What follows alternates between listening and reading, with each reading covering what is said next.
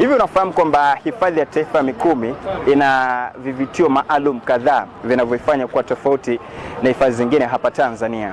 Mikumi inasifika kwa kuwa na tambarare kubwa zinazofanana na tambarare za Serengeti na kuifanya kuwa ni rahisi zaidi kuweza kuona makundi makubwa ya wanyama kuliko hifadhi zingine Tanzania.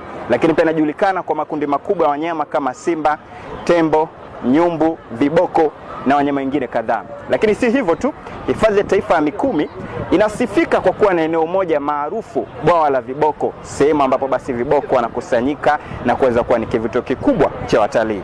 Je, umejiuliza ni lini utafika ndani ya hifadhi ya taifa ya Mikumi?